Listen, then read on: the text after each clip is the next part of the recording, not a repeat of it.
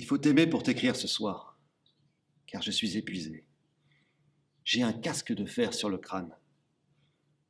Depuis 2 heures de l'après-midi, sauf 25 minutes à peu près pour dîner, j'écris de la Bovary. Je suis à leur Bézade, en plein, au milieu. On sue et on a la gorge serrée. Voilà une des rares journées de ma vie que j'ai passées dans l'illusion, complètement, et depuis un bout jusqu'à l'autre.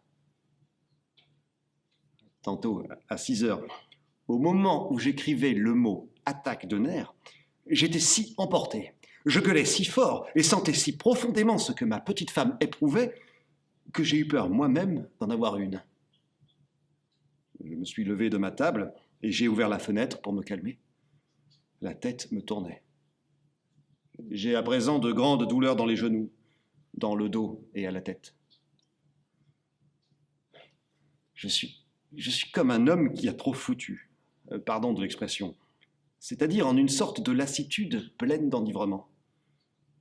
Et puisque je suis dans l'amour, il est bien juste que je ne m'endorme pas sans t'envoyer une caresse, un baiser et toutes les pensées qui me restent.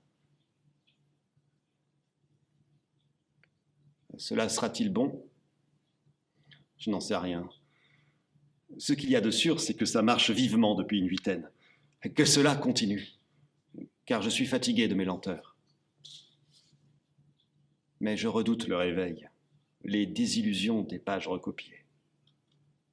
N'importe. Bien ou mal, c'est une délicieuse chose que d'écrire. Que de ne plus être soi, mais de circuler dans toute la création dont on parle. Aujourd'hui, par exemple, hommes et femmes tout ensemble, amants et maîtresses à la fois. Je me suis promené à cheval dans une forêt, par un après-midi d'automne, sous des feuilles jaunes.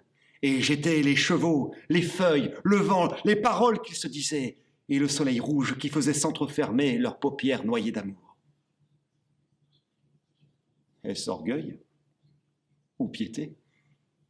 Est-ce le débordement niais d'une satisfaction de soi-même exagérée? Ou bien un vague et noble instinct de religion? Mais quand je rumine, après les avoir subies, ces jouissances-là, je serais tenté de faire une prière de remerciement au bon Dieu, si je savais qu'il pût m'entendre. Et qu'il soit donc béni pour ne pas m'avoir fait naître marchand de coton, vaudevilliste, homme d'esprit, etc. Chantons Apollon comme au premier jour. Aspirons à plein poumon le grand air froid du Parnasse. Frappons sur nos guitares et nos cymbales et tournons comme des derviches dans l'éternel brouhaha des formes et des idées. Adieu, chère bonne muse. De t'écrire m'a fait passer mon mal au front. Je le mets sous tes lèvres et vais me coucher. Encore adieu et 1000 caresses. À toi, ton Gustave.